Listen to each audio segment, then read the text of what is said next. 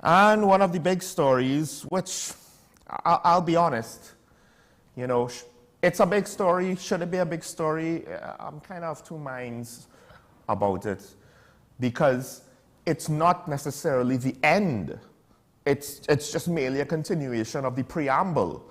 And that is to say that Guy Griffith, the political leader of the NTA, former police commissioner, former Minister of National Security, former soldier in the Defense Force, he has basically withdrawn himself from being a formal part of the government opposition crime talks. Now, the mere fact that this has become an issue, I find is somewhat interesting, because here we have a man. I think it's relatively universal that those who are objective will say his political presence is controversial, right? Even if you want to support him, you have to acknowledge the fact that there's controversy. Doesn't mean that he has been proven guilty of anything, just that there's controversy. And how this matter has been debated, argued, fought over, to some extent, is just another symptom of how ridiculous things are in this country when you really get down to it.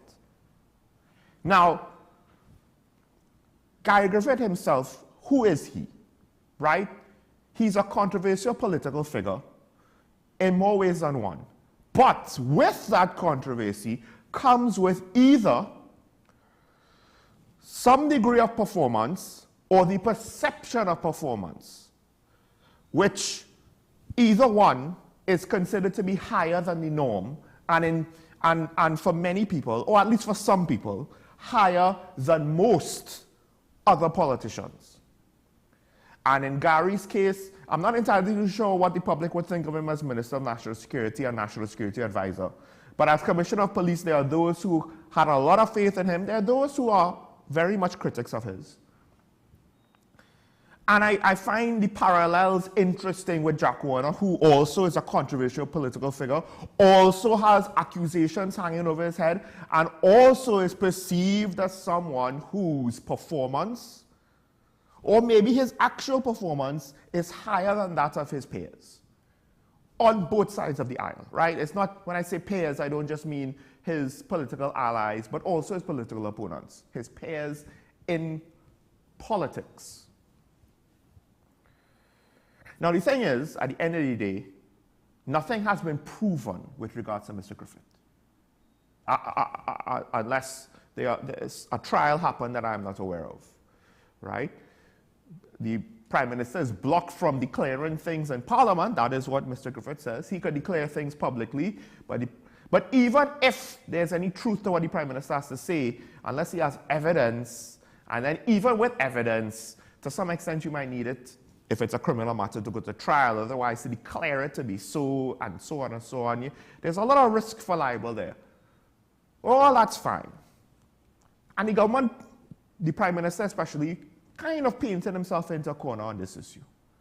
Because at the end of the day, he even brought it up to some extent. I don't know if it was a question that he answered or if he brought it up, you know, on his own, unsolicited. But he brought it up on the campaign trail for local government elections, utilizing a non-local government issue to try to undermine a political opponent. Like, we didn't see a lot of that during that campaign season. It was almost like if nobody cared about local government issues during the local government election, especially the politicians involved. Or maybe not. Maybe that was because the people had bigger fish to fry. And that's what the politicians were hearing, a lot of crime, crime, crime. Well, all right, government is going to try to solve crime. Government has things that they say, this man did as a commissioner. He did these things. Look, the report, and they brought us the report because he felt compelled to give me, the head of the National Security Council, the report. Blah, blah, blah, blah. That's all well and good. What has been done about it? Even the manner in which Gary Griffith was unceremoniously dropped from the first merit list was all for naught, because you still had to go through the process that you seem to be anathema to the first time, you have to go through the proper process the second time around, you know, and you kind of just did what you did. You picked somebody else who, if you were trying to convince people that Gary was not the right man for the job, that was a great move with his replacements. Well, his substantive replacement, not acting. And now we've reached the point where so much rhetoric has been thrown at him. I understand that the PNM cannot work with Gary Griffith anymore because the PNM has tried to set things up to change the perception of Gary Griffith as being someone who has been involved with some sort of unethical and potentially illegal practice. That's the implication of everything that we've been told. Nothing has been proven yet. If it's that serious, why hasn't anything been done? And more importantly, so we have crime talks, and the opposition wants to do crime talks, and instead of, again, pushing through the process because, one, not only are you implying there is a crime that isn't being prosecuted, that isn't being apparently further investigated as far as we know. So where's the resolution to that? Is it even on a near distant horizon? Or is it just another case of people crying political corruption, but nobody actually gets arrested or charged or anything, right? It's just, corruption here, corruption there. Small TT here, this there. Well, okay, and what comes out of it? Nothing. So then don't talk about that if there's nothing to come out of it. And now this is what is one of the key things that derails the crime talks. Because you had a situation that you allowed to fester, you didn't actually care to resolve it, and now you're stuck, right? Because publicly you can't acknowledge him in that way. You can't give him any amount of legitimacy. That'll be like Biden, you know, holding up Trump's hand in the air, declaring that he will work together with Trump. I don't mean to compare the individuals to the individuals, but rather the political division, the political rivalry. It's not just a rivalry anymore. It's bitter enemies. That's what it looks like, right? And what does the opposition do? Well, the opposition slow rolls the whole thing. The government has this hardline stance. The opposition slow rolls everything. The government is potentially giving unreasonable demands. Like, who gives you the right to make those demands? The opposition is like, well, we need clarification. Until we get clarification, we ain't gonna do one thing, right? We ain't even gonna look as though we're prepared to have the crime talks as soon as those things happen by saying this is who we intend to send, etc., etc., etc. We're just gonna store right here so that we could say, well, it's all here. Now, the Prime Minister, ironically, he kind of undermines his own arguments sometimes. And he called Gary Griffith, oh, he's just a soldier. He wants to say former commissioner. We forget he's a former soldier. Well, that's nice. That's nice. Now, technically, Prime Minister Rowley, I could say, well, you're not just a former Prime Minister when you retire. You also a former MP. You also a former backbencher. But you don't do that. You take the highest office. So granted, okay, the highest office he held is not Commissioner of Police. It's definitely not Captain in the Army. It would be former National Security Minister. It's convenient that you sort of forgot that. Now, I have an issue with soldiers doing police duties because active duty soldiers are not trained as police are trained. But soldiers retire from active service and join police forces around the world, or at the very least in America. That's like a stereotype or a cliche almost. And they do fine because they have training to go through to become police officers. Now, Gary Griffith didn't necessarily train to become police commissioner, but he was a Minister of National Security who had to see things through a different lens, not just an army lens, right? He was part of civilian leadership. He was a national security advisor. He was a part of high-level discussions and strategy meetings. And the proof in the fact that him being a former soldier did not necessarily cause any negatives or not the obvious things that you would suspect in his time as Commissioner of Police. When it came to COVID public health regulations, all I will say is this: it seemed as though the soldier had a better understanding of what police could or could not do, should or should not do when it came with regards to the rights of the citizens of the country than the Prime Minister, because the Prime Minister wanted certain private parties that seemingly was unofficially unapproved to be looked into by the police, to be broken up. I mean, we could have, secret weddings, but heaven forbid other people have parties. Nah. But the former soldier, whose training usually does not, soldiers don't necessarily have training for this, but he was able to recognize, hey, I'm not going to put my officers in hot water, trampling on the rights of citizens when we don't necessarily have the legislative cover or the authority to do so, just because the Prime Minister says so. Because look what happened in the last state of emergency. We arrested a set of people who then sued the state for hundreds of thousands of dollars. Those cases, I don't know if all of the cases are done, but it's more than one. Oh, and let's not forget the government, is having an unofficial open border policy on our maritime borders while telling our citizens, no, you can't fly home.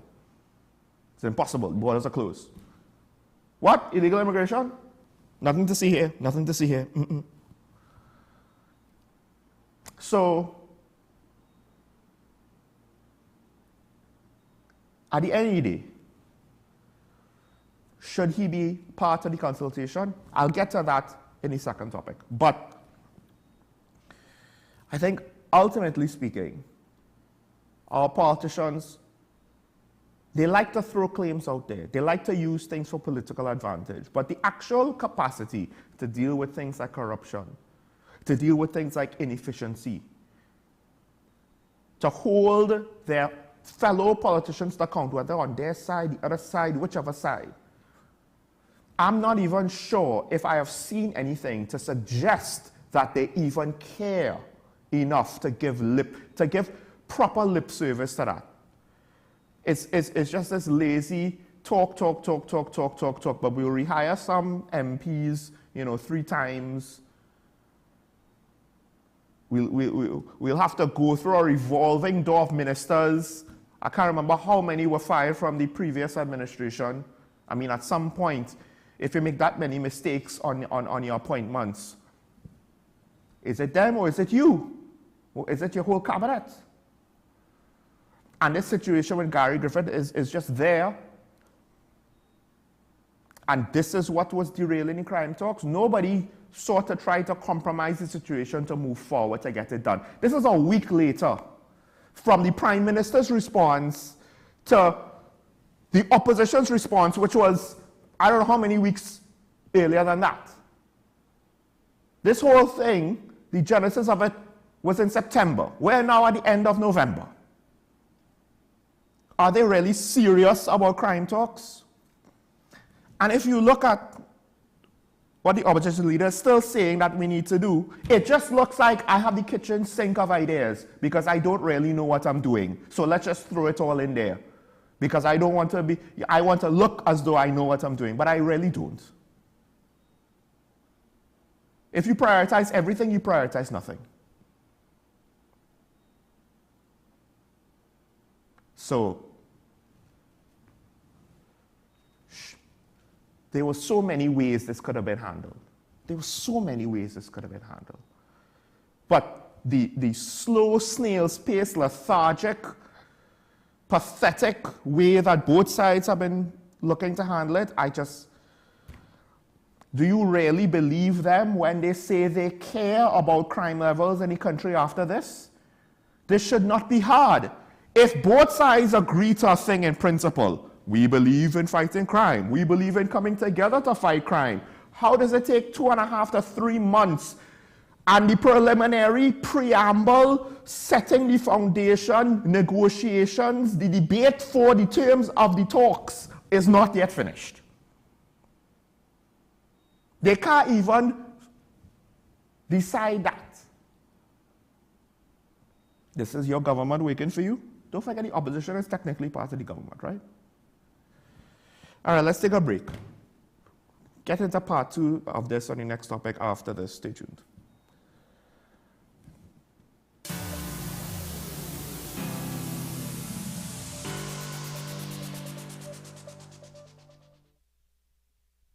Simon's Musical Supplies Limited. We are the specialist in new and used musical instruments, carrying top brands like Yamaha, Pearl River pianos, vinyl and Sabian cymbals, Remo and Evans drumheads and Fender guitars, just to name a few. Also a wide assortment of music books, pan and accessories. At Simon's, we service what we sell. Trust the leader. Call us now at 625-6412 or visit us at 20 Board Street, Port of Spain. Bill and Ruth fell in love with the Benjamin Moore color Dry Sage, but they tried to match it using another brand's paint.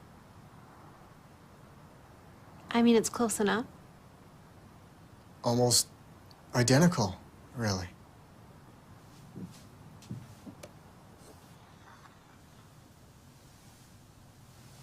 Yeah, there it is. Never trust another paint to be a Benjamin Moore color.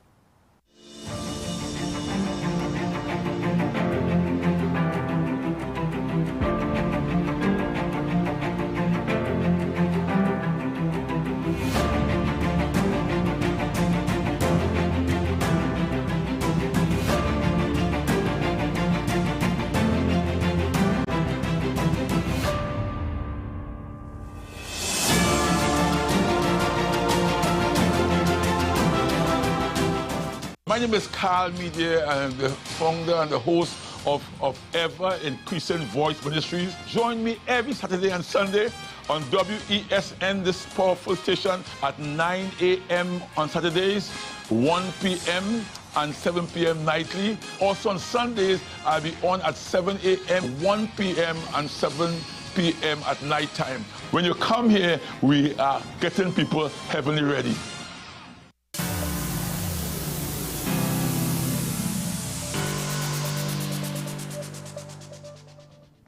Welcome back. This is Talking About here on WSN. Sean Michael Small here, talking about, once again, the crime talks that potentially never will be, because when they say they care, I guess what they really care about is just how they go look. Now, one of the issues with this crime talk situation is widening the talk. The opposition leader wants to invite all willing stakeholders, wants to broaden the topics, and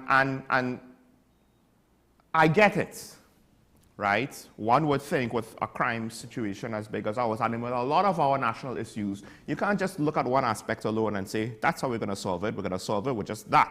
They tried that with tourism, right? They called it Tobago Hilton. Then that failed. Then they tried it again with Magdalena. The same product, different name.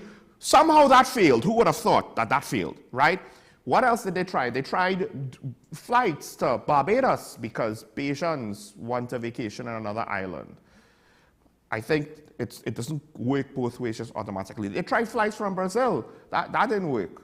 You know, what else did they try one-hit wonders for? You know, I mean, was Naikwan just like one of those steps that was supposed to help our energy revenues? Well, if it was, that failed. Right? The energy sector is apparently, in general, is the source of the problems for all of our ills. No, it's not. So, okay, we don't look at one thing alone.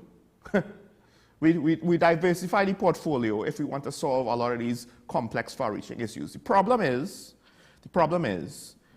think about a meeting. If you've ever been in a meeting, and think about how productive a meeting is once it gets to a certain size. There's a reason why in Parliament it takes so long. There are rules that only one person can speak at a time, and they have an allotment of time. They have to have it that way because it's so large. If you just let it free for all, nothing will get done. But if you want to have discussions, true discussions, to have talks so formally, it's not really practical. So what does it mean to have all willing stakeholders to contribute, right? That It's not a suggestion. That's an idea. That's the basics of the basics. Let's include everybody. And the mistake would be to just do it straightforward like that. Yeah, let's just throw everybody in there. And then what will happen? It'll be a mess. And ironically, the government setting someone to chair the meeting will be even more patent than before. Now, I did say, how does the government have the right or the authority to do so? Well, if it's just a talk between the government and the opposition, that's bilateral, right? Even though technically their status in government is not equal, it's two political parties, one political party is not greater than the other, that's bilateral, okay. But when you want to include everybody, somebody has to manage it, and to some extent, one could argue if someone's going to set a chair, it would be the government. And there are other people weighing in on this. Of course, there's a recently formed organization, the People's Roundtable. They are going to have a summit on crime. It's multiple NGOs and similar organizations, including Tobago Civil Net, the Single Father Association, the Joint Trade Union Movement, the Arts Coalition, so the Farmers Union. So it's multiple various stakeholders. That's fine. That's fine. And if their views are to be included, and in fact there are criminologists that are saying, you know, or political analysts, sorry, listen to the public on crime. Now, you have to do so with an understanding. The public are not experts on crime fighting, but they will have their experiences which matter, because that's the reality on the ground. But how do you now utilize all of that in high-level discussions that also want to be about legislation? We're trying to get things done, right? You can't just throw everything on the kitchen sink in a single forum. What would be smart is if somebody, I don't know if they did, maybe it's a failure of the reporting, don't just invite all stakeholders into the crime talks. Have multiple forums. It's implied in the government's proposal, but they didn't spell it out, so I'm not necessarily going to give them credit for thinking this far ahead. But have multiple discussions.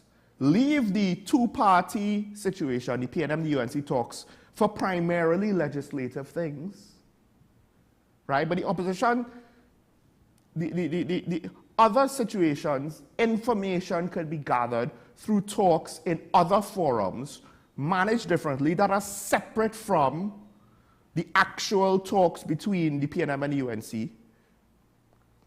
But the information coming from those talks could be part of that discussion. And now you just need people to actually be serious about what they're doing, right? To actually have proper forums and summits where things could be talked about, where ideas could be brought forward, conclusions could be drawn, not just things being said, things being said, things being said. The consultations in TNT tend to go this way. Somebody comes for consultation, some relevant authority or body, state body, political body, whatever. The public goes. The public says their piece. A whole host of things the public says, most of which seemingly is ignored because the agenda and the plans were more or less predetermined before the consultation. Let's just be real. That's what it appears like.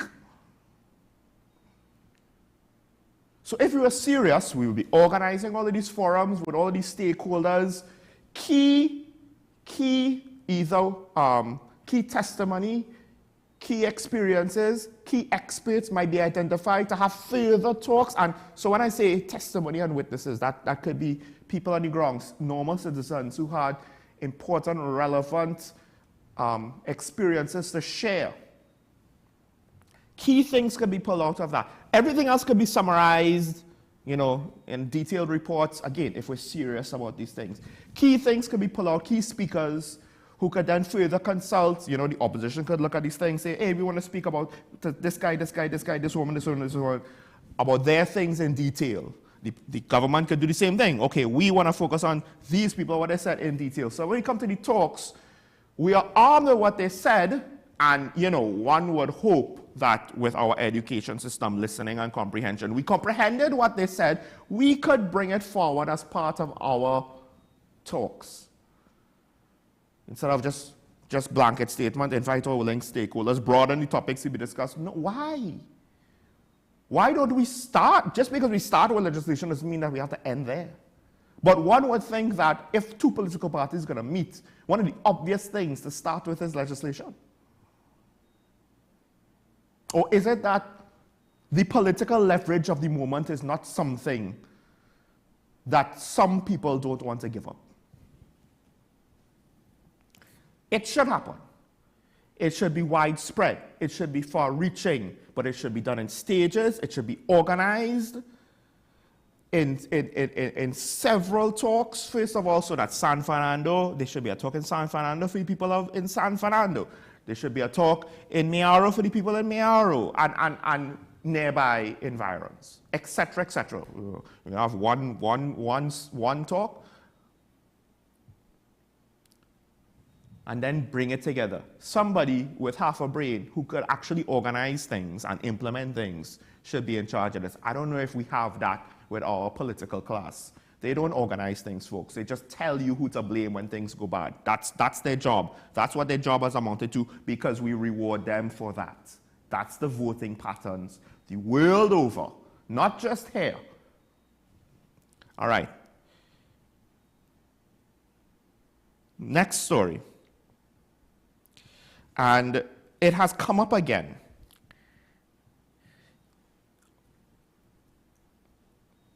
The refinery question, the petrotrain question.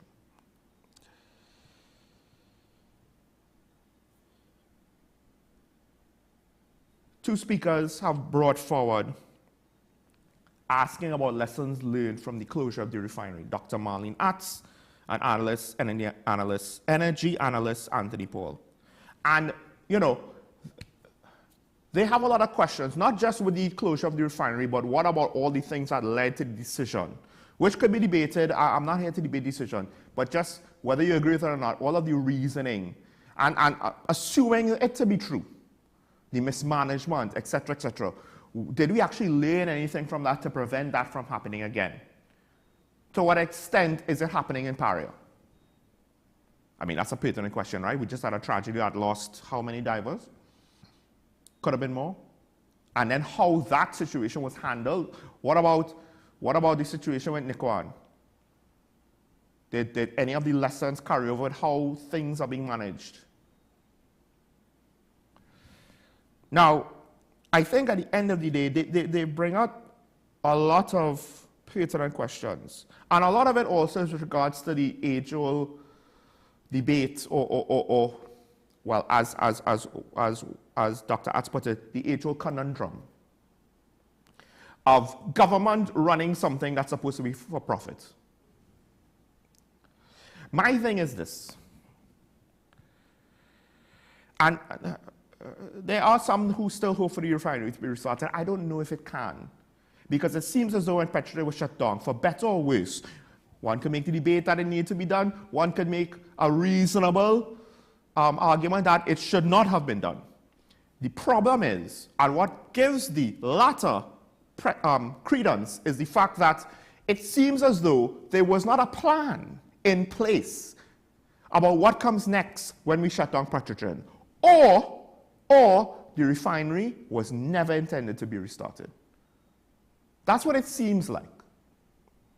Because why are you going to wind up this entity using the refinery as collateral, and the debt that the refinery now is saddled with makes it very much unattractive for any private investor to restart.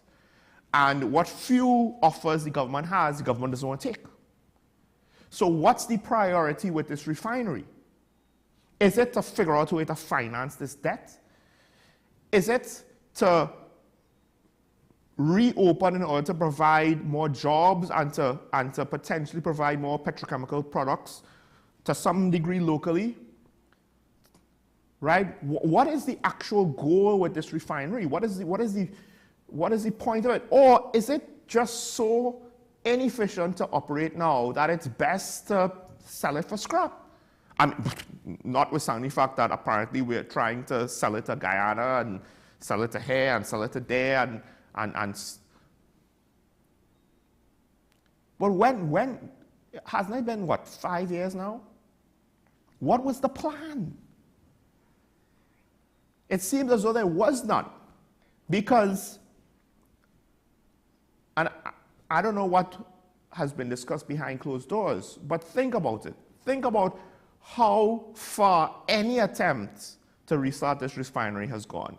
Not very. Not very. I mean, the government was all fine giving what apparently might have been a scrap heap to Nikwan to turn into a plant, because apparently it was sold relatively cheap, right? Correct me if I'm wrong on that one, if I'm misremembering my facts. It was sold relatively cheap because it wasn't worth anything, and then boom, plant, Nikwan, except 2 accidents within 2 years, 1 person dies, and now it's questionable if Nikwan will ever be profitable, would ever be commercially viable. Meanwhile, the refinery is just there. It's just sitting down there. And all of the jobs that were lost, yes, Petrochin might have been bloated, but to some extent, you don't solve the issue about having an entity that has too much staff, that's bloated with redundant staff, by not just reducing staff, but reducing jobs. That's great for an economy, isn't it? Now, of course, what Karen says about Lake Asphalt, what was the plan? Because there was a point in time where we had a bitumen shortage. It seemed like they didn't even think that through.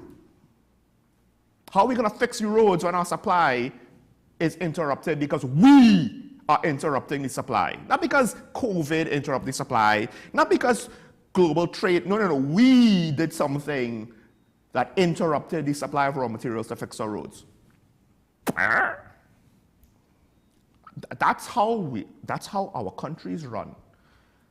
And then one local media house apparently has a show that Trinidad and Tobago is a real place. It's a real place for those whose budget is secure. But that's not most of the country. I can guarantee you that. And it makes me start to question. Is it that our politicians, I mean, they're smart people. Don't get me wrong, they're smart people. And they're strong-willed, ambitious people. But for all the wrong things. For all the wrong things. They're smart, strong-willed, ambitious, ingenious, cunning for their career, for their party. But what about the country? Because I don't see it. I don't see the degrees and all the legal expertise, and I don't see all of the experience within the political arena actually translating to results with regards to governance. I don't. The proof is in the basic mistakes in communication, the basic mistakes in procedure, what seems to be basic errors in strategy and planning. And it makes me wonder if, okay, when it comes to their careers, they could be strong-willed, ambitious, cunning. But when it comes to the country, they're weak, foolish, unskilled, incapable, and they have absolutely zero consideration for the common man. They have consideration for voters, and they do just enough for you to not be mad with them. And that's more or less the playbook of most political parties we've seen in this country. If they don't start off that way, they end up being that way. I would argue that's more or less what happened to the COP. It just devolved into whatever it was. Will that happen to the TPP? Maybe. Maybe it will. I haven't seen anything to say they're immune from that. Within the first 6 months of the PDP, THA, I would have not been so pessimistic. But it's hard not to be pessimistic now. I don't know, and that's why I say I wonder if it's our voting patterns that no matter how well-meaning someone is, they eventually are forced into this, whatever this is, of our lack of leadership. You want to know what real strength in governance is? There's a lady up north not too far north from Barbados. I believe she has won the last 2 elections in her country in landslides.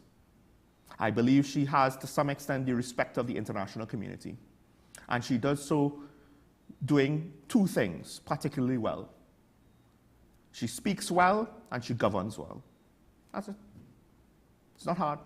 Don't need no schemes, don't need no grants, don't need no special interests, loans or projects in order to... Just do the simple things. Communicate well. Don't BS your people. And do what needs to be done for their long-term enrichment, to improve their quality of life. And who knows, maybe in the future, her not having a credible opposition might lead to her own downfall, right? No one to hold her to account, and at some point, if she's not careful, she could lose sight of what's important. But that's a then problem. That's a then problem, right? And that's what maybe, might be. But what is, the reality is, you could see something just in the way she talks that many of our politicians lack. A genuine strength of character. And maybe it's all an act. But I mean, at the very least, we lack the capacity to do so that well, if it's just an act. We ain't even have it that good. But I don't think it's just an act. I think there's something there. At some point, people will sniff out those who are disingenuous, those that aren't entirely truthful, those that are too slick.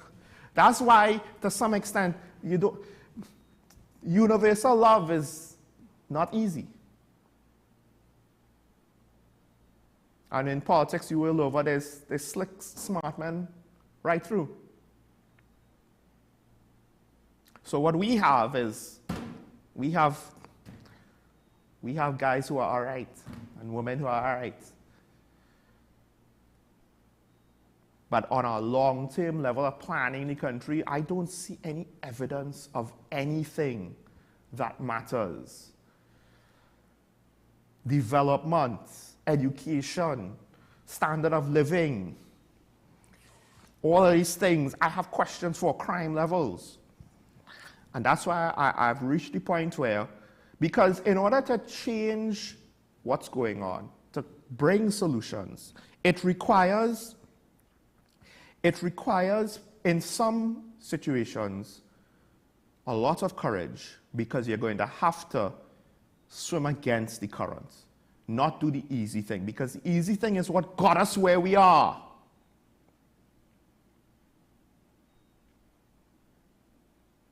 We took the easy way out, and a lot of instances, we might not understand it, we might not realize it, but we took the easy way out, the path of least resistance. And now this is where we have reached. The choices that we want to make for the last 20, 30, 40 years has led to this moment. And yet nobody seems to be willing to say, hey, maybe we should start to make different choices.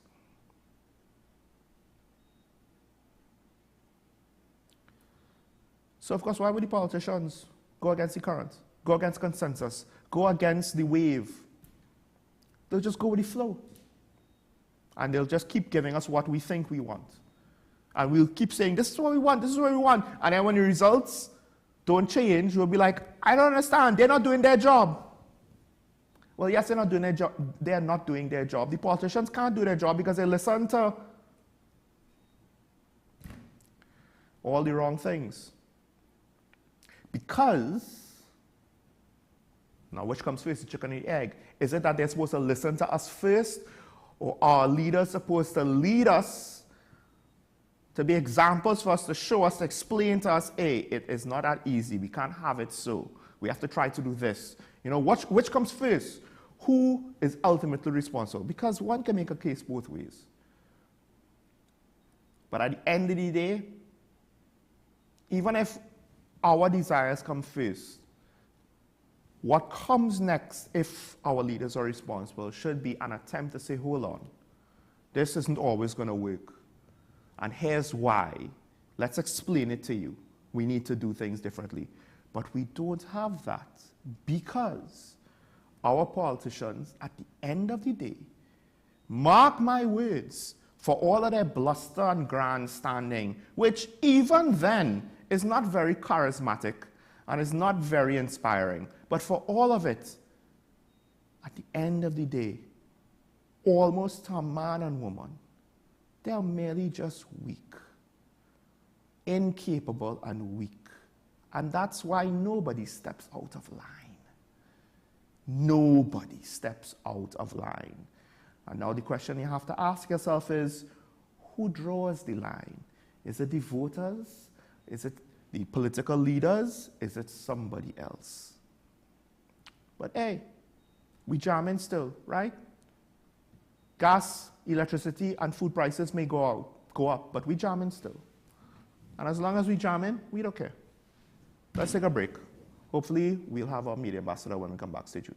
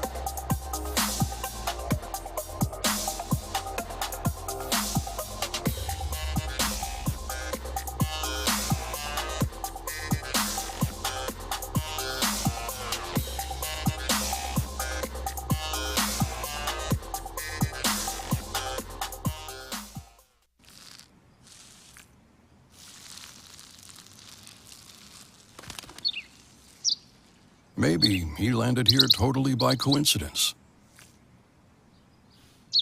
But if by chance he's admiring your fresh coat of Benjamin Moore soft sky blue, well, that's a pretty high compliment. Coming from an expert.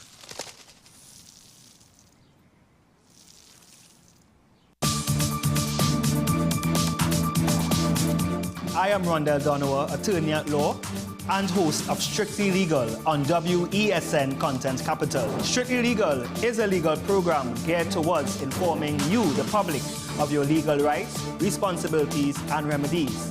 So be viewing Thursdays, 10 a.m. to 10:30 a.m.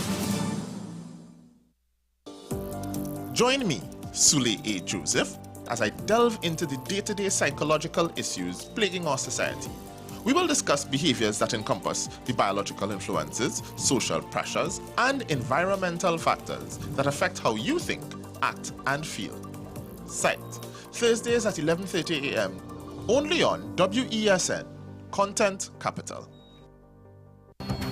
The issue, the continued rise in the price of flour and its impact on the cost of living in Trinidad and Tobago. How should we go about it? I want to ask you, what has been revealed to you about the state of vulnerability in the country because of this exercise and because of what we're going through? Is the government losing the war on the vaccine front? The discussion should revolve around the common good for the greatest number of people in Trinidad and Tobago. How do we inculcate a sense of respect and regard for people who may not be of your own political ilk or persuasion? The communities are now being used by political opportunists. So when the tables are turned, it's the same way.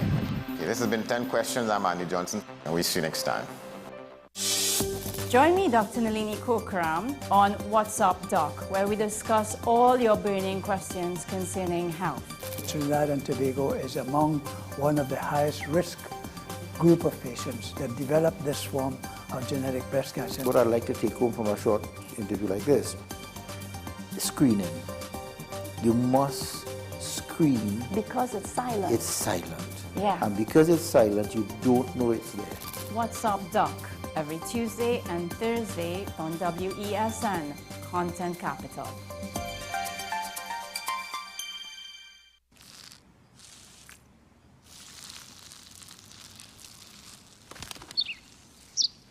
Maybe he landed here totally by coincidence. But if by chance he's admiring your fresh coat of Benjamin Moore soft sky blue, well, that's a pretty high compliment. Coming from an expert.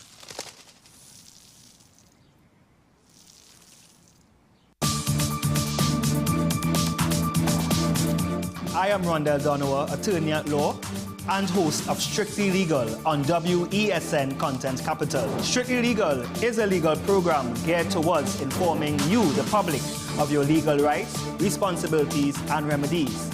So be viewing Thursdays 10 a.m. to 10:30 a.m.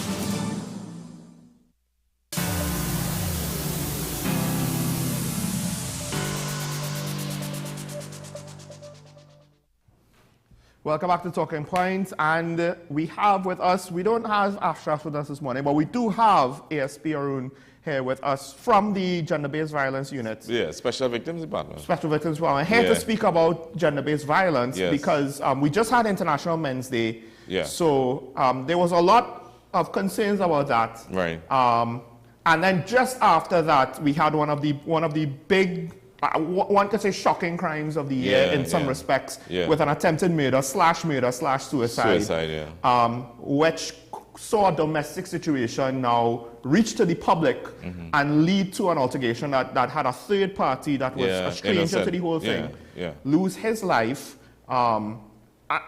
Something like this. Now, apparently before this happened, our statistics in this category, this specific category, actually was pretty good for the year. Pretty good. Up to that day, in fact, it was just one for the year, one murder-suicide.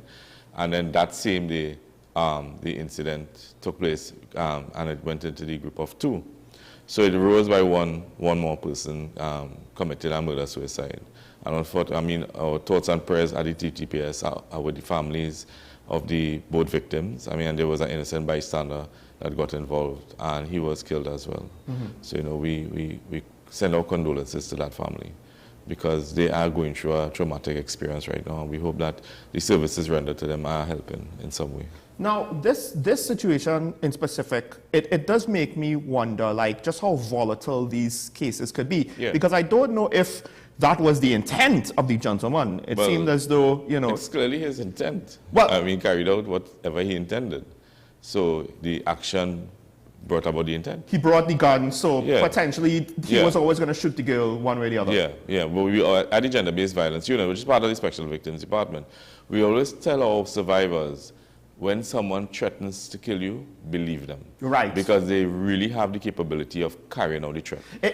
Is it that we kind of take it for granted? Because at least in the past, you know, a lot of people would just throw that line out there, I'll kill you. But, you know, I mean, 90% of the time, nothing came of it. Definitely at the Gender-Based Violence Unit, we encourage persons to make report to us. Thus far, since the inception of the Gender-Based Violence Unit, we've never had a murder-suicide. We've never had one of our survivors experience a murder. So we have that track record. We've always exclusively dealt with victims of Gender-Based Violence Unit. And that's a bit of a feather in our cap, in the sense that we take the resources that we have and we render all assistance required to those survivors and victims of gender-based crimes. So you see the service moving away from where someone goes into the station to make a report and they get in very little action. We recognize that. Right. To a specific group of persons in this TTPS to address those concerns. So you have to, some action will be taken. Whether you want the action or not, action would be taken. Right, so you could potentially take action once reports are made. Once reports are made. They can't like turn back the clock and say, no, I don't want to press charges anymore, I want to take it back. They could, but it is our policy that once you make a report and there is a perpetrator, we will speak to him. Right. We do not sit on it and say, oh, that's what the survivor wants, that's what we're going to do. No, we've had too many cases where the police did not do anything, and there was the end result was worse than it was supposed to have been if the police took action. So the Gender-Based Violence Unit, once the report reaches us, It's very important that it reaches us. We take action. And I mean, it's not just murders you'll deal with, right? Of course not. The Homicide Bureau deals with the murders. We deal with any intimate partner violence against survivors and victims. And this is not I mean, just to reiterate the point that those aren't aware, this is not like, oh, I'm a witness to a robbery. This is a situation where I'm a victim now. Yeah. And okay, I was robbed once. Are they going to come back and rob me? Maybe, maybe not, maybe right? Not, yeah. Probably not. No. But as a victim of intimate partner violence or gender-based violence, I could be continuously victimized. Victimized for years. And there might even be, you don't know what would trigger the perpetrator to escalate the violence to the last resort. Yeah. So time is always of the essence? Always of the essence. And we encourage our survivors to come. You know, you are a victim first before you become a survivor. You are dealt the wrong hand. You are victimized by the perpetrator. And we teach you how to become a survivor. We assist you to become a survivor, how to overcome this issue with your intimate partner, and how you could get the best results. We have escape plans, we offer counseling, we offer protection orders, we assist you to get these things. We offer safe places that we can assist you with in most instances. If not, we render aid from from NGOs and governmental organizations that assist families in action, even counseling services from the suicide hotline, from victim and witness support unit as part of the TTPS. They help us a lot with our survivors. Have the statistics in general, have they come down since when we had the pandemic and there was a lot of concern that because people were more or less forced together, you know, in confinement, that there was a spike in No, there was nothing to tell there was a spike because there was no gender-based violence before the pandemic. Right, so you don't have, okay. Yeah, so we don't have anything to compare it to except the national stats. And it had the same trajectory as what it had before. So there was no increase in domestic violence before, when the inception of gender-based violence department. What we have seen though is a steady, we have reached a plateau. There's no increase or decline as such to any remarkable amount, because it's still being perpetrated.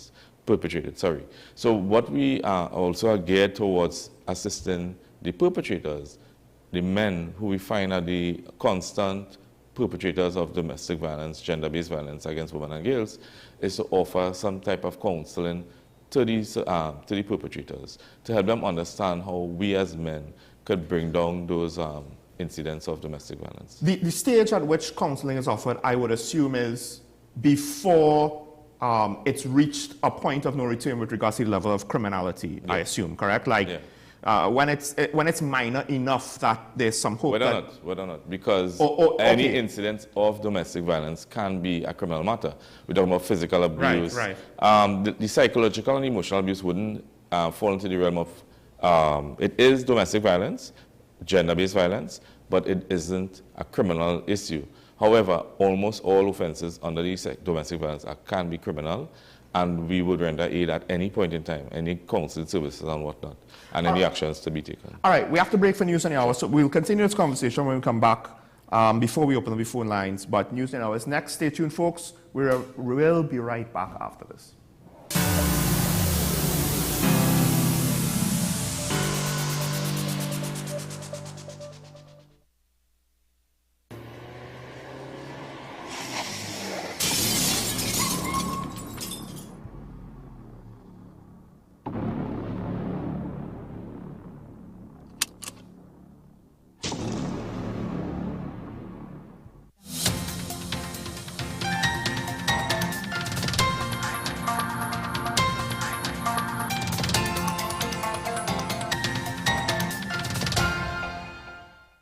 Here is the WESN News on the Hour. I am Sierra Ali. Thanks for joining us. Here are the headlines. Tragic incident on Claude Noel Highway claims life of Tobagonian man. A 35-year-old Morva man shot dead. 5 robbery suspects arrested in Morva.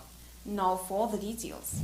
Samuel Wilkinson, 58, from Milford Road, Hamden in Lowlands, lost his life on Sunday night while attempting to cross the Claude Noel Highway. The collision, which proved fatal, took place around 7 p.m. near the Gulf City Lowlands Mall. Wilkinson was pronounced dead at the scene after colliding with a Mitsubishi Lancer driven by an individual from Delaford traveling eastward.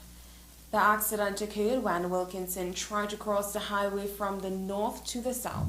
A shooting in Morville on Sunday night has claimed the life of a 35-year-old man. Queen Alexander of Light Pole 154 Chinapoo Village, Morville, was shot while in the vicinity of Wallace Street in Chinapoo around 8:30 p.m.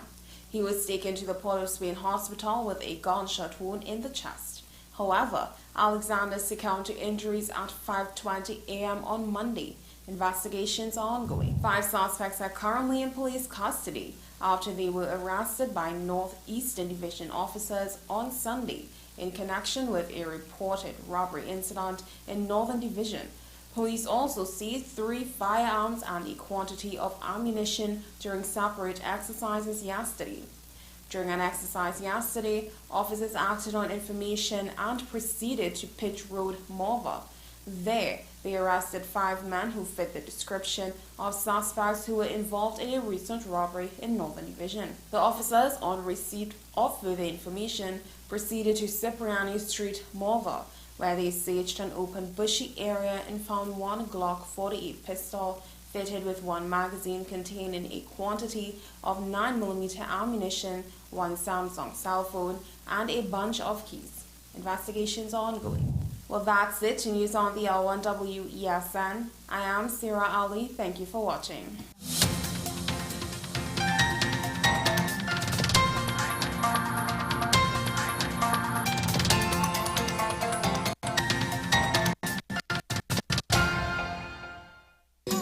Take some time for yourself or spend some time with the family at Sandy Point Village Hotel.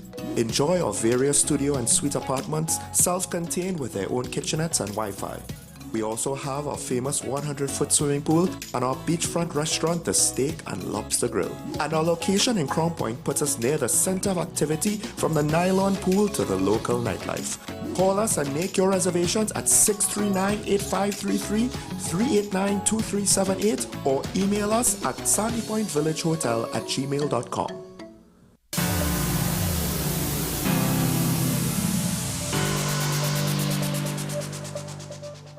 Welcome back. We have the media ambassador with us here to talk about gender-based violence. We just had a bit of a shock to our system with regards to how bad things could take a turn.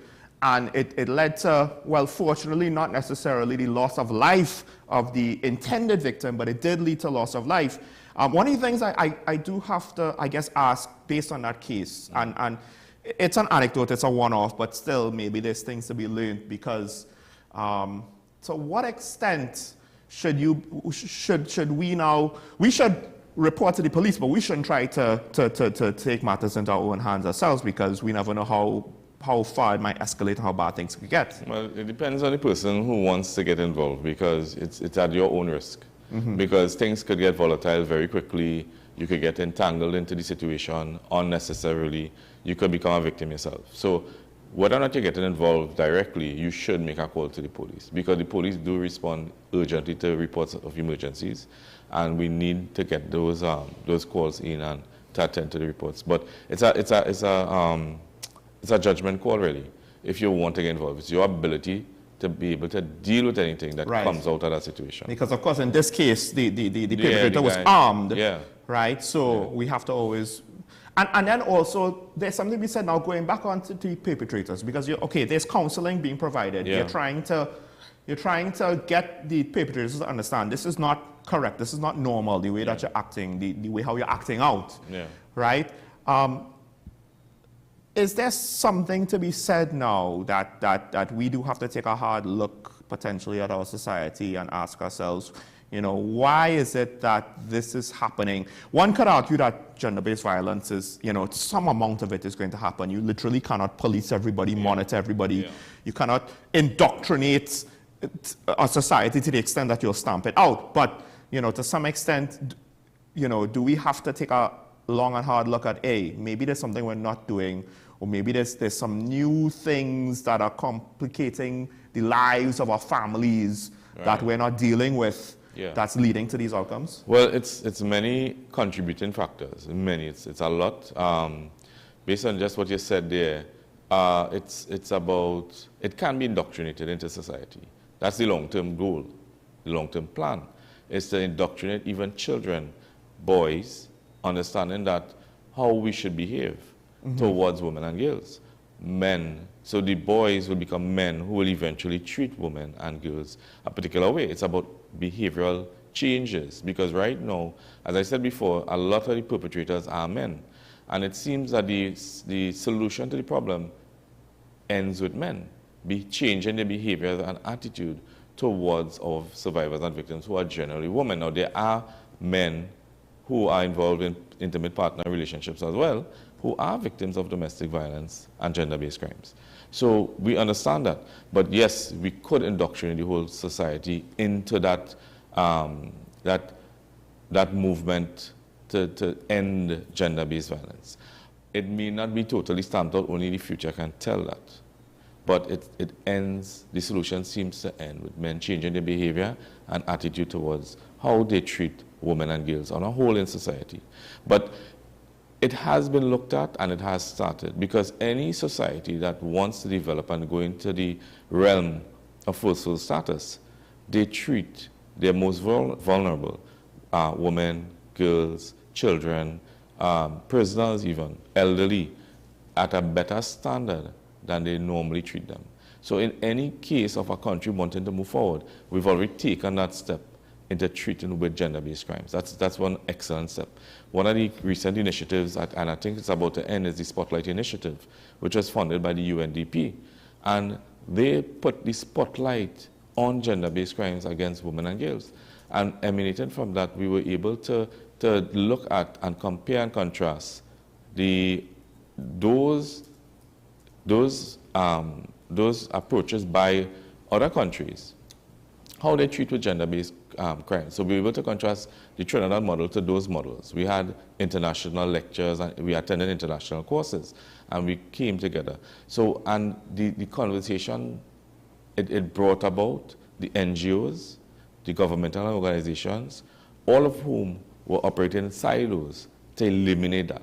So what are the things that came out of us operating and merging with NGOs and governmental organizations that treated with gender-based crimes? We were able to work hand in hand. So there's a term, I believe the superintendent spoke recently to me about, I don't know if she coined it herself, siloism. I don't know if it's a real word, but she coined it herself, and well, she told me about it. And it was, they created the ability for us to work together. And that's the kind of initiative and the progress we need to assist in dealing with gender-based crimes. Well, just to put a pin on it, it seems to me that as though there's twofold things. There's one, there's the fact that men sort of need to understand, look, at the end of the day, it's a cliche, but the scenario outlined, we need to protect the most vulnerable for a reason. And it's something that our societies in the past recognized and did, right? Now, it not always perfectly, but that was generally the point. And it perhaps the whole modern mentality of equality, we kind of lose fact of the sight that equal rights, equal opportunities, okay. But at the end of the day, there are just certain things that we need to be aware of. It's not that a man has to literally protect the woman from a car in the road that might hit her or a robber, but understand that their role means that they can't be perpetrators. Right. So the solution is men changing their behaviors. It's about how we think about our part in society. It's to draw a simple example. As a man, you may have a bad day. You generally have bad days. And it's about going home to your family, forgetting about that bad day, and treating them properly. Having not that one, you're not taking it out on your family, because you have to leave work where it is. You don't bring that work home. So when people talk about bringing work home, we're not talking about the laptop and whatnot. We're talking about the issues you experience during the day. As a man, it should not impact how you treat the less vulnerable in your home, your wife, your children, your intimate partner, your family, your relatives, your father, your mother, and whatnot. It's about coming home and dealing with issues at home and having that emotional intelligence to deal with any situation that might arise in any situation of domestic violence, confrontation and whatnot. Because some would say, well, hey, but what about, you know, my wife that takes her bad day out on me, or my child that takes his bad day out on me? But that could happen, but there's a difference, right? There's a difference. In most cases, right? Yeah. There's some exceptions, but in most cases, there's a different level of risk here. There's a different level of responsibility. In most cases, the aggression met out to the argument. It starts with an argument. 90% of the cases of domestic violence, we see reaching to physical harm. That incident started off with a confrontation that led to physical violence. And we are saying that the men are the perpetrators in most cases. So they need to have that emotional intelligence. You know, we have outreach programs where we teach men about emotional intelligence. So we are saying that in these cases, the men should know that when you're confronted with aggression, it's about taking it down, stepping away from that aggression, because you know yourself. It's about knowing yourself and how you will deal with it. So yes, you can be confronted by a number of issues. At the end of the day, being a man means that you are going to you're going to reach home, be confronted by that situation, but you're going to deal with it as a man, not violence, not using violence. Folks, now's the time we need to open up the phone lines to hear from the viewer. You could call in and have your say. Of course, I had my say this morning before the ASP joined. And of course, we're here now talking about gender-based violence. It's one of those things where, you know, I think it goes a bit under the radar. Right now, the murder rates and the crime talks, that's what has the crime space in a lot of our heads. But this contributes to the murder rate. This contributes to an aspect of society and that could spill over now. That mentality could spill over. And as we're waiting on calls, like to some extent, that mentality could also be spilling over into what causes the violence in general, right? Between the gangs and so forth. That sort of aggression that's unchecked, unaccountable, you know. Yeah, because you're looking at it's mostly toxic masculinity that encourages the crime and perpetrators to commit crimes. It's mostly toxic males out there in society attacking the vulnerable. So it spills out. It spills out. So it happens in the home, it happens in the family place, it happens in the interactions we have with our partners, and it spills out into the world. How we deal with other people. You see it on the simple as in the roadway. When you're driving, you have that confrontational behavior, especially amongst drivers, especially with men. Could it be that, like, the things that we had before, because, you know, the cliche, I mean, it's in the song, right? Bring back the old time days. Yeah. Could it be that, okay, things were good before, but as society grew, we just didn't grow with it to deal with the extra stress? I mean, just think about the traffic we have now as opposed to... No. I think I just think it's more now. Long ago, the old time days, it was under the radar. It was dealt with social internally. Media, it's more so all you're seeing is you're seeing more reports because it's coming out more now. But it's not necessarily because you have more domestic violence or gender-based crimes. Right. It's not that. It's just that it's coming out more. I mean, there are a lot of things where it seems as though that seems to be the case, where we just have more information and we're thinking, oh my gosh, the house is burning down. It's like, no, this was always there. There was always a fire. Yeah. We have our first call from Digger Martin. Good morning, caller. You on the air? Hi, good morning, gentlemen. Morning. I just want to make a comment here concerning, if you all think crime is bad this year, wait for next year.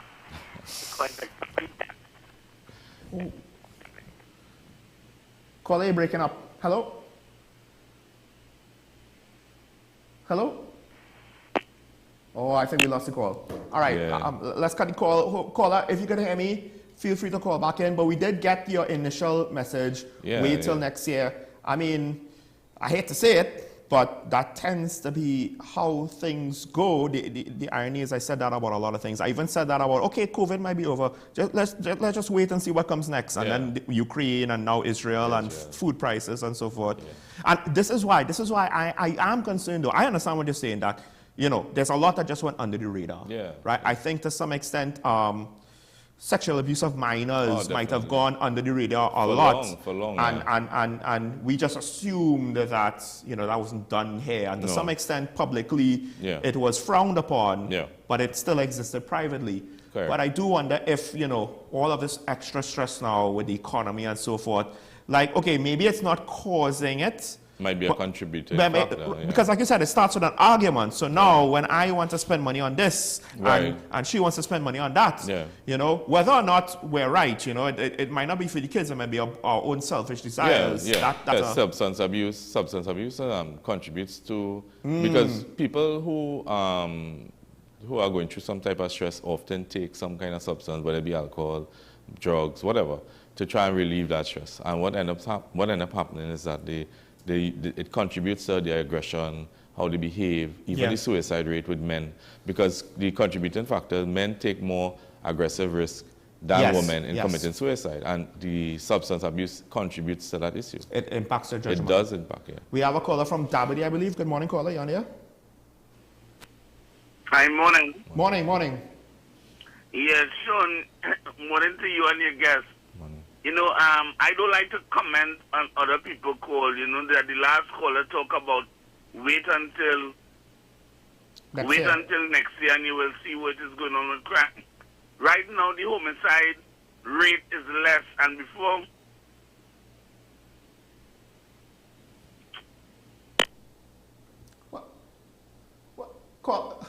Caller, I'll say the same thing. Call in and hopefully you can finish. I don't know what's going on. I don't know if it's on our end. I don't know if it's the telecommunication company, our service provider, your service provider. But feel free to call in. I think you're going to say that the homicide rate is not as high as it was last year. But, I mean, similar to gender-based violence, if it plateaus and it's going to hover around 600, less than 600, I don't know if that's a good thing. No, I don't think it's a good thing. I think any amount of homicides is a bad thing. Whether it goes down or it goes up, it plateaus, it's a bad thing. Any amount of homicide, especially in the hundreds that we have it. I think the TTPS is doing a humanship job in going and trying to investigate or investigating crimes of homicide. They do have a number of reports that are solved. It's just not at the rate at which we would want it. Yeah, it's not at the rate at which we would want it. Don't get me started. No, but there are different contributing factors to that as well. And that's the thing. I think that's I'm willing to appreciate that. It's just that I'm not seeing things being done about it. Because I'm sure that some of it is with the police, but some of it is beyond the police. And I'm not really seeing. No, the police are held to account because we deal directly with homicide. No other agency deals with the homicide. But the circumstances by which you have the authority to deal with it. It's not up to you all. No, it's not up to us. But there's a lot of contributing factors. And I think that once they look at how they solve, well, not just solve, but how they address the entire issue of the homicide rate, I think they will get some better results. Well, we will see. Right now we have a call from Shogunas. Good morning, caller. You're on here. Hello, good morning. Morning. Right. We all know that crime parallels the economic performance of any country, anywhere in the world. Now, what I want to know is with property tax, when you show up at the counter to pay your bill, do you have to add VAT to that? Now, that's one question. Secondly, with property tax, when they say multi-story buildings will not be in the envelope, is our upstairs house, which is 2 stories, considered multi-story, or is only a flat house, a single-story flat house, going to be in that band, right? The other thing I want to know is property tax going to be separated into 2. When you pay property tax on the building, on the property, are you going to have to pay land tax over and above that? The next thing I want to know, if you're paying stamp duty and transfer tax on a property, you still have to pay property tax, because stamp duty and land tax is a big. If you have property and you have to transfer it to your children and things, that's a big something. You don't know what to do when you see the kind of money that adding up to, right? So these are some of the things that I want to know. You could be a minister and write a law and say the building you putting up have no tax. You could go on the television and say everybody going to get the income tax refund. the checks are written is just to post it out. I still waiting on my income tax refund. Right. You know, so things like this, I really begin to lose respect when you see this is the way people you have to rely on. This is the way they perform, and you begin to wonder what is. I reach a stage now where I say, I just ain't bothering with anything. I just don't want to know. I just don't want to inquire. I just don't want to make any comment. I just don't want to say anything about anything again.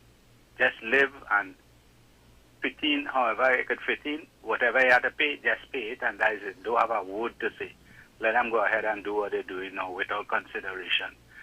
That is the stage, and I don't know why the opposition responding to that. I find the opposition to just sit down in Parliament and walk out when the session is over because of the way the speaker behaves, because of the way certain politicians on the government side responds. It's very, very, very, very, very, it is the height of ignorance, you know? And I say just leave them alone, let them do what they want. Why are you worrying yourself for? Do what you want, nobody should just take them on. Let everything go the way it is going. You have your dues to pay, just pay it and call it a day. And don't make a comment about anything. Because if you make a comment, I am sure they're running down the phone to see who make that comment, where it come from, and you're going to get how to put it? You're going to be victimized. Okay, caller. And Thank that you. is the way how things operate in this country now. Thank you, caller. I understand the sentiments. I understand where you're coming from. Now, I'll say this though. I don't know. It's a catch-22, right? You feel so disappointed and beaten down by the situation. You don't have the energy to continue to be involved. That's what it sounds like to me. The problem is we're not necessarily going to get a change or improvement if you just let them do whatever they want to do, unless it runs straight into the ground and falls apart completely. And then, of course, we'll automatically have to have a change, right? But do we want things to get so bad that that's what's going to force change? I don't know if we're ready for that, because we still have our far ways that we could fall further, right? There are a lot of examples around the globe where law and order breaks down, where economies break down. Just look at Haiti as one example, just one, right? But there's worse examples out there. So I understand, but I don't think that not participating and not engaging is the solution. I'll say this, I think the opposition should engage, and you're right, they are disrespected, but that doesn't, they should still improve how they engage as well. We do have, in order to really try to show a different way to do things, set a different example, try to differentiate themselves from the government. But that's a whole other talk. We do have a caller on the line waiting. Good morning, caller. You on here? Hello? Hi, caller. Yes, I'm here. Hi, Morning. go ahead. Don't listen to the TV. Let's just speak to us on the phone. Morning to both of you all there. Morning. I need to ask a question to the policeman. Yeah. My question to you is that I need some information concerning how do I get onto the field, Mr. Fields? If Ronald you could Fields. leave a number and somebody I could call back to get it, because I can't write it now. Okay? I really want to get on to him. And I'm really glad that you're talking about this subject here this morning. Yeah. And two, Sean is your name? Yes. I don't know how you could sit down there and know that last caller there telling this country on truth. But they go run down your line and how you're paying tax on tax. Hey, where you living? Why you doing that? Why you doing those wickedness? If we want change of government, they're going to get it in 2025. Wait, your prime minister refused. She only Titi Vane. Where Titi Vane for? He gave you a name. He told you this is who he's sending. Why he must be there? He don't have to be there. He gave you who is going to be there. but you asking for all about and you're running all about. Your petticoat showing that you're evil. The yellow petticoat, you go drag and fall on it. So have a blessed day. Thank you, caller. The reason why I didn't address the tax on tax comment was just for time, right? I was going to come back to that eventually, but you were waiting, and I didn't want you to have to wait any longer. With regards to tracking down your phone lines and stuff, yes, I don't actually believe that a common citizen is going to talk the government on a phone call and they'll track him down and victimize him somehow. But I do believe that there's a reason why teachers and other public servants, etc., can't speak out. Now, with the police, it's a lot more complex of a situation with investigations and so forth. But, you know, listen, there's political patronage, right? And it's to greater and lesser degrees. So while I don't necessarily agree with how the previous caller phrased it and how it came across, the concept is not, I don't want to say valid, but the concern is valid. The concern is valid. And I have practical things that I have seen or heard that I can't necessarily bring up because I don't want to get other people in hot water, because it won't just be limited to me. So, but I will just say that the concern is valid, and the concept very well, in some shape or form, maybe to a lesser degree than what the caller said. But, you know, there's the potential for it to be there. But you're right as well. The most important thing is you want to change, that opportunity is coming up, and that's something that we should not lose sight of, right? And until then, the government is the government. And, you know, at some point, opposing for the sake of opposition is not really practical. And also what I was supposed to say, but got sidetracked with your last comment, if you wanted to reach in touch with the ASP, you would need to leave your number with us. We can't say it on air, I assume, right? So there is that. So if you could call in and leave your number, otherwise, well, you're just an anonymous caller that we can't reach back to. But one of the callers did say they were happy for this topic. Well, she did say that she was happy for this topic. Yeah. Is it that, you know, unless we have high-profile cases, unfortunately, because that's basically how I framed it today. Right. Without a high-profile case, you know, this stuff keeps happening, and you all keep doing the work, but society kind of puts it in the back of their mind and move on to the next big thing to worry them, you know? Yeah, I mean, but we do get a number of cases with across the spectrum of persons in society. The persons even in who we may consider 1% or who we see as of high influence. We see reports coming from that spectrum as well as across the middle class, low income persons. We see a lot of it. So we deal with it. How it reaches to the media, and the media has a responsibility as well on how it reports on these type of matters, because trauma is a hell of a thing that it could extend to the members of the public. People take things and they perceive things based on how it's reported. So it may not be necessarily this news house, but across the board, the media may have to be more responsible in how they report items of news of gender-based violence. Right, like, details and how it's framed, speculations, etc. We live in a traumatic society. People take in things differently, and we don't want to cause any harm in any form or fashion to persons out there. Right, because mistakes could be made as well. Mistakes could be made as well.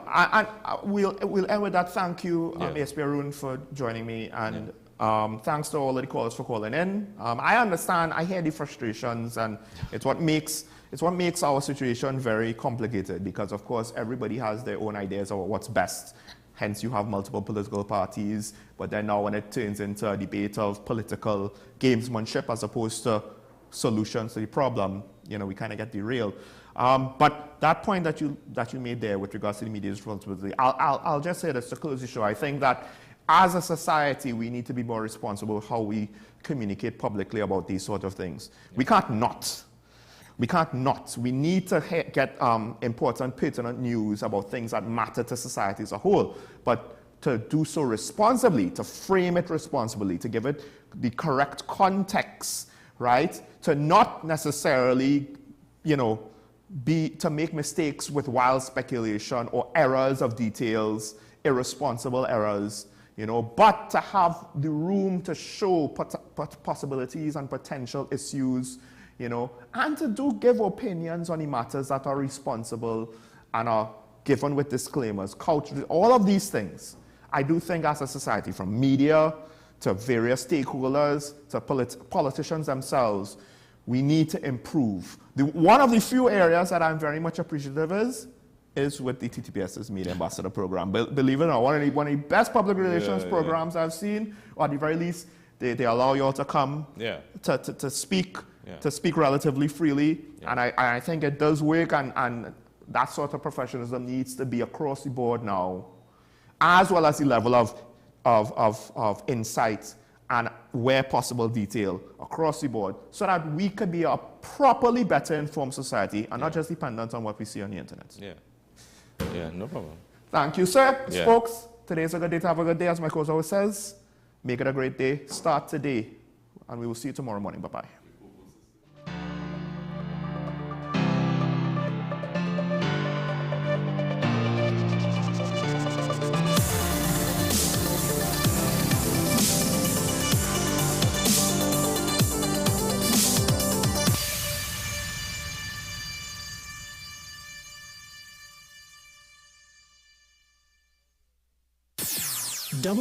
WESN.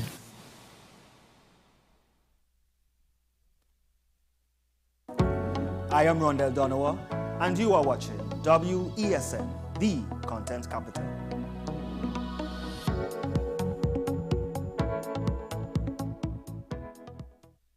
My name is Carl Media. I am the founder and the host of Ever Increasing Voice Ministries. Join me every Saturday and Sunday on WESN, this powerful station, at 9 a.m. on Saturdays, 1 p.m.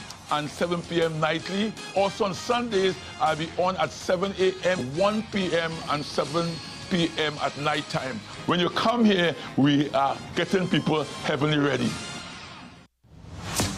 Is it politics? What is it? Is it that nobody cares about sports?